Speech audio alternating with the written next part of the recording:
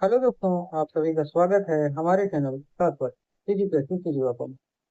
देखिएगा, आज हम पढ़ने वाले हैं जो हमारे भारतीय संविधान में जो महत्वपूर्ण संशोधन हुए हैं उसके बारे में, है ना। तो चलिए क्लास को कंटिन्यू करते हैं। और जित और एक चीज है ना, हम लोग सभी चीजों के बारे में नहीं पढ़ेंगे, ठीक है। जितनी चीजें आपके पेपर के दृष्टिकोण से इंपॉर्टेंट है, केवल हम उसी चीज के बारे में आज क्लास में डिस्कस करेंगे, ठीक। तो हमारे संविधान में जो सबसे पहले परिवर्तन हुआ, ठीक है, जिसको क्या तो संशोधन के नाम से जाना जाता है, क्या तो संशोधन अधिनियम के नाम से जाना जाता है। ये हुआ 1951 में। इसे डायरेक्ट प्रश्न पूछा जाता है कि भारतीय संविधान में पहला संशोधन कब हुआ था, तो 1951 में। याद रखना। तो फर्स्ट अमेंडेड एक्ट 1951, जब भारतीय संविधान का पहला संशोधन किया गया। अब ये संशोधन कहाँ कहाँ को देखने को मिलता है, तो पहला संशोधन देखने को मिलेगा 9वीं अनुसूची में। इसके तहत क्या तो 9वीं अनुसूची जोड़ी गई, जिसमें यह कहा गया कि कानून को न्यायिक समीक्षा से सुरक्षा प्रदान दी गई। मान लीजिए कोई व्यक्ति है ना, मान लीजिए कोई व्यक्ति है, ठीक है। उसको क्या किया गया है, ठीक है, किसी भी कोर्ट के द्वारा उसको, है ना, उस पर्याप्त सबूत उसके पास नहीं था खुद को निर्दोष साबित करने के लिए, तो मान लो कि उसको क्या होती है, सजा हो जाती है, ठीक है। लेकिन कुछ समय बाद, ठीक है, कुछ सबूत मिलने के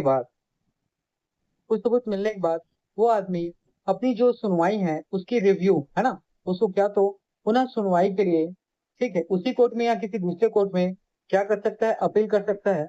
अगर मान लीजिए उसके ऊपर किसी दूसरे कोर्ट में, है ना, उसकी सुनवाई होती है और उसको क्या है, वो दोषी सिद्ध नहीं होता है, तो उसको क्या तो माफी दी जाएगी, है ना, उसको क्या तो माफी कर दी जाएगी। इस प्रकार देखिए, एक कोर्ट में उसको सजा दिया गया, दूसरे कोर्ट ने उसके सजा को क्या तो बर्खास्त कर उसको क्या तो न्याय दिया, है ना, या ऐसा कहें उसको माफ कर दिया। तो इस प्रकार जो कोर्ट होते हैं उनमें जो जुडिशियल रिव्यू है उसके बारे में इसमें बताया गया है, ताकि भूमि सुधार और जमींदारी उन्मूलन कानूनों को बिना किसी कानूनी बाधा के लागू किया जा सके। ठीक है, इतनी चीजें आप लोगों ने देखी यहाँ पे। तो जो नवी अनुसूची है इसमें कानून की जो न्यायिक समीक्षा है ना, कानून के द्वारा जो दिया गया आदेश है ना, उस आदेश में परिवर्तन किया जा सकता है, बस इतना ही समझ। अगला देखिएगा, इसके तहत अनुच्छेद 15(4) और अनुच्छेद 19(6) को जोड़े गए हैं। संविधान संशोधन 1951 में अनुच्छेद 15(4) और अनुच्छेद 19(6) को क्या तो जोड़ा गया। इसके तहत सामाजिक और आर्थिक रूप से जो पिछड़े वर्ग हैं, है ना, उनके उनके विकास के लिए, ठीक है, उनके विकास के लिए, उनको उन्नति प्रदान कराने के लिए, ठीक है, उनकी स्थिति को क्या तो स्थिति परिस्थिति को सुधारने के लिए इसके तहत क्या तो विशेष प्रावधान की तहत शक्ति प्रदान किया गया, ठीक है। और साथ ही वाक और अभिव्यक्ति की स्वतंत्रता पर उचित प्रबंध लगाने के आधारों का विस्तार इसमें आपको देखने को मिलता है। तो अनुच्छेद 15(4) और अनुच्छेद 19(6) में क्या देखा गया, कि सामाजिक और आर्थिक रूप से जो पिछड़े वर्ग हैं, ठीक है, उनको विकास के लिए, उन्हें उन्नति प्रदान करने के लिए, ठीक है, इनके तहत क्या तो विशेष शक्ति प्रदान की गई है। और साथ ही वाक बोलने और अभिव्यक्ति खुद को व्यक्त करने की, है ना, खुद को क्या करने की, रिप्रेजेंट करने की जो स्वतंत्रता है, उस उचित प्रबंध लगाने के आधार का विस्तार भी आपको इसमें देखने को मिलता है। अगला देखिएगा, मौलिक अधिकारों का प्रतिबंध। जो भूमि सुधार है उसको सुचारू रूप से लागू करने के लिए संपत्ति के मौलिक अधिकार को क्या तो सीमित किया गया, है ना। याद रखें, भूमि सुधार कानून को सुचारू रूप से लागू करने के लिए संपत्ति का जो मौलिक अधिकार था, है ना, उसको क्या तो सीमित किया गया, यहाँ पे आपको बताया गया है। ये सभी चीजें इंपॉर्टेंट है, आपके पेपर में डायरेक्ट आपको देखने को मिलेगा। अगला देखिए, अगला आपको ध्यान देना है, पांचवा संविधान संशोधन जो 1955 में हुआ, ठीक है। और इसके तहत अनुच्छेद 3 में संशोधन हुआ है, ठीक है। इसके तहत राष्ट्रपति को ये शक्ति प्रदान की गई कि विधानसभा द्वारा किसी राज्य के, जो राज्य में विधान परिषद और विधानसभा दोनों होता है, ठीक है, तो विधान परिषद 5 राज्यों में, बाकी सभी 28 राज्यों में आपको, ठीक है, आपको क्या तो विधानसभा देखने को मिलता है, ठीक है।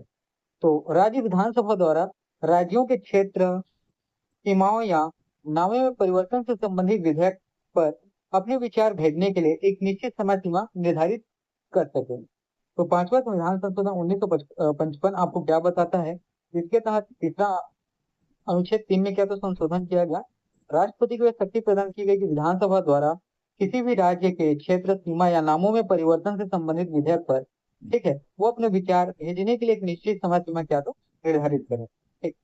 अगला आप देख पाएंगे यहाँ पे आपको, ठीक है, जो अगला इंपॉर्टेंट है वो है आपका 7वां संविधान संशोधन अधिनियम। ये उसके ठीक एक साल बाद 1956 में आता है। इसके तहत भाषा के आधार पर राज्यों का क्या तो पुनर्गठन किया गया, मतलब भाषा के आधार पर राज्यों को बनाया गया। तो राज्य पुनर्गठन आयोग, जिसका जिसको हम लोग फजल अली आयोग के नाम से भी जानते हैं, है ना।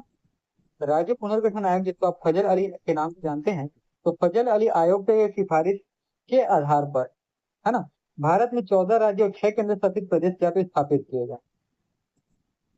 ये याद रखना है। राज्य के वर्गों की समाप्ति, ठीक है, जैसे पहले क्या हो रहा था, क ख ग इस प्रकार के क्लास या क्लास ABCD, है ना, राज्यों की श्रेणी में इस प्रकार जो पहले क्या था चलते थे, उसको पूरी तरीके से समाप्त कर दिया गया। अगला है साझा उच्च न्यायालय और राज्यपाल। कहने का मतलब ये है कि, है ना, मान लीजिए जैसे चंडीगढ़ और पंजाब है, उसके लिए क्या है, तो एक ही आपको कोड देखने को मिलता है। ठीक है, एक ही कोड देखने को मिलता है। उसी प्रकार मान लीजिए किसी राज्य में, है ना, मान लीजिए बिहार वाले राज्य में क्या है, एक राज्यपाल जी, है ना, और वहां नियुक्त है। लेकिन उसके पड़ोसी राज्य झारखंड में किसी कारणवश वहां कोई राज्यपाल तात्कालिक रूप से, है ना, विराजमान नहीं है, तो ऐसा किया जा सकता है कि बिहार के राज्यपाल को ही, है ना, आपके झारखंड के राज्यपाल का ही कार्यवाहक राज्यपाल का प्रभार दे दिया जाए। बस उसके बारे में ही यहाँ पे बताया गया। दो या दो से अधिक राज्यों के लिए एक ही साझा उच्च न्यायालय और एक ही राज्यपाल की नियुक्ति का प्रावधान किया गया। ठीक है जी, तो इतनी चीजें क्लियर हुई। ये सारी चीजें इंपॉर्टेंट है, यही पेपर में आएगा। ठीक है, चलिए अगला हम लोग बात करेंगे 9वां संविधान संशोधन। और ये आपको देखने को मिलता है कब, तो 1960 में। कब, तो 1960। यहाँ याद रखना है नेहरू नून समझौते का के बारे में यहाँ पे आपको ध्यान देना है। यहाँ पे बताया कि भारत और पाकिस्तान के बीच 1900, ठीक है, 58 में क्या होता है, समझौता होता है, जिसके तहत पश्चिम बंगाल में, है ना, जो बेरुबरी संघ क्षेत्र को आधिकारिक रूप से पाकिस्तान को स्थानांतरित करने के लिए संशोधन किया गया। तो नवा संविधान संशोधन यहाँ पे आप देख पाएंगे कि नेहरू नून समझौते से संबंधित है। भारत और पाकिस्तान के बीच 1958 में समझौता होता है कि पश्चिम बंगाल में स्थित जो बेरुबारी संघ है, उसके क्षेत्र के आधिकारिक रूप से पाकिस्तान को क्या तो स्थानांतरित करने के लिए संशोधन किया गया था। ठीक। अगला जो सबसे ज्यादा इंपॉर्टेंट है और सबसे ज्यादा पेपर में पूछा गया है, वो है आपका 92वां संविधान संशोधन अधिनियम। ये आपको 1985 में देखने को मिलता है। चलिए, है ना, कंटिन्यू करते हैं। तो 92वां संविधान संशोधन आपको 1985 में देखने को मिलता है। इसके साथ 10वीं अनुसूची में क्या तो, है ना, कुछ प्रावधान जोड़े गए, जिसके अंतर्गत याद रखिएगा, जो राजनीतिक लाभ के लिए कई बार जो नेतागण हैं वो क्या करते हैं, अनैतिक रूप से दल बदल करते हैं, है ना। कहने का मतलब जैसे कि कोई कांग्रेस से है, वो भाजपा में चला गया, है ना, और अपने फायदे के लिए फिर दूसरे पार्टी में चला गया, फिर फायदा मिला दूसरे पार्टी में चला गया। तो इसी तरीके से अनैतिक रूप से जो दल बदल है, इसको रोकने के लिए संविधान ने दल बदल विरोधी कानून क्या तो क्या तो लाया गया। और इसके तहत संसद और राज्य विधानमंडल के सदस्यों को दल बदल के आधार पर अयोग्य ठहराने के कड़े प्रतिबंध भी इसमें शामिल किए गए हैं। ठीक है, तो याद रखिएगा दल बदल संबंधी कानून किसमें आया है, तो याद रखिएगा 10वीं अनुसूची में देखने को मिलता है 92वां संविधान संशोधन 1985 के तहत। अगला जो इंपॉर्टेंट है ये है आपका 56वां संविधान संशोधन 1987, है ना। अगला जो इंपॉर्टेंट है यहाँ पे आप लोग देखना 56वां संविधान संशोधन 1987 के बारे में। तो इसके तहत गोवा को पूर्ण राज्य का दर्जा प्रदान किया गया। ठीक है, गोवा याद रखिएगा भारतीय संघ में 25वें पूर्ण राज्य के रूप में दर्जा किसको मिला है, तो गोवा को। जबकि दमन और दीव को पृथक रूप से केंद्र शासित, है ना, यूनियन टेरिटरी के रूप में बनाए रखा गया। तो 56वां संविधान संशोधन ये हुआ 1987 में, याद रखिएगा। गोवा को पूर्ण राज्य का दर्जा प्रदान किया गया, 25वां राज्य बना, और साथ ही जो दमन और दीव है वो क्या तो केंद्र शासित प्रदेश ही बने रहे। अगला देखिएगा, अगले में देखना है 61वां संविधान संशोधन इंपॉर्टेंट है, ये 1989। ये याद रखना है, इसमें मतदान की आयु में क्या तो कमी की गई। मतदान करने का मतलब जो युवा, है ना, मतदान देखिएगा, समझिएगा, आपका जो चुनाव होता है लोकसभा और राज्य विधानसभा का, इसमें जो चुनाव में वोट डालने वाले जो मतदाता है उसकी आयु जो है ना, 21 से घटाकर कितना तो 18 किया गया। अनुच्छेद 326 में संशोधन किया गया, ये याद रखना है। तो 61वां संविधान संशोधन 1979 के द्वारा याद रखिएगा किससे संबंधित है, ये मतदान की आयु को कम किया गया, 21 वर्ष से घटाकर कितना तो 18 किया गया। ये आपको याद रखना है। जो वोट डालने वाली उम्र, जो वोट डालने वाले जो युवा होते हैं या व्यक्ति होते हैं, उनकी उम्र कम से कम 18 वर्ष होनी चाहिए। ठीक है, पहले कितना था, 21 था, जिसको 18 किया गया 61वां संविधान। चलिए, है ना, इतनी चीजें हुई। अब अगला बढ़ते हैं 65वां संविधान संशोधन 1990 के बारे में। यहाँ आपको ध्यान देना है कि ये, है ना, तो 65वां संविधान संशोधन हुआ 1990 में। इसके तहत ST SC जो शेड्यूल्ड ट्राइब्स है और शेड्यूल कास्ट है, उनके लिए राष्ट्रीय आयोग क्या तो बनाया गया। अनुच्छेद 338 के तहत याद रखिएगा, एससी के लिए, अनुसूचित जातियों के लिए, और एसटी अनुसूचित जनजाति के हितों की रक्षा के लिए, मतलब उनकी भलाई के लिए, सामाजिक रूप से उनको विकसित करने के लिए, है ना, एक उच्च स्तरीय बहुसदस्यीय राष्ट्रीय अनुसूचित जाति और जनजाति आयोग की क्या तो स्थापना की गई, है ना, ये आपको याद रखना है। इसने पुराने विशेष अधिकारी के पद को क्या तो प्रतिस्थापित किया। तो 65वां संविधान संशोधन 1990 एसटी एसटी के लिए राष्ट्रीय आयोग को स्थापित किया गया। अनुच्छेद 338 के तहत ये आपको याद रखना है, ठीक है, इतनी चीजें। अगला जो इंपॉर्टेंट है यहाँ पे आपको देखने को मिलेगा, 69वां संविधान संशोधन 1951 में हुआ। ठीक, 69वां संविधान संशोधन क्या हुआ, 1951 में हुआ। इसके तहत दिल्ली को विशेष क्या तो दर्जा दिया गया। कहने का मतलब क्या है, केंद्र शासित प्रदेश दिल्ली जो है, इसको विशेष दर्जा के तहत राष्ट्रीय राजधानी क्षेत्र दिल्ली घोषित किया गया, ये आपको याद रखना है। और इसी के तहत दिल्ली को एक विधानसभा और विधान परिषद का सृजन भी किया गया। ठीक है, अगला देखिएगा, अनुच्छेद 239 ए और अनुच्छेद 239 ए भी जोड़े गए, किसमें तो 69वां संविधान संशोधन 1991 में। ठीक है, और ये अनुच्छेद जो है दिल्ली को विशेष प्रशासनिक व्यवस्था और विशेष परिस्थितियों में राष्ट्रपति शासन से संबंधित प्रावधानों को क्या तो परिभाषित करता है। ठीक है, इतनी चीजें क्लियर हुई। अगला देखिएगा, 71वां संविधान संशोधन 1992, है ना। तो 71वां संविधान संशोधन 1992, ये आपको याद रखना है। 8वीं अनुसूची में नई भाषाओं को क्या तो जोड़ा गया। ठीक है, 8वीं अनुसूची में कितने तो 3 अन्य भाषाओं को जोड़ा गया, जैसे कोंकणी, मणिपुरी और नेपाली। इन 3 भाषाओं को क्या तो शामिल किया गया, जिसके बाद जो भारत की आधिकारिक भाषा है वो कितनी हो गई, 18 हो गई। इन दोनों तीनों के जोड़ने के बाद कितनी हो गई, 18 हो गई। 73वें संविधान संशोधन 1992 में देखने को मिलता है, पंचायती राज्य को क्या तो संवैधानिक दर्जा प्रदान किया गया। गांव में जो पंचायत होते हैं ना, ठीक है, ग्राम पंचायत होते हैं, उसको क्या तो संवैधानिक रूप से है ना, क्या तो मजबूत किया गया, ऐसा समझिए।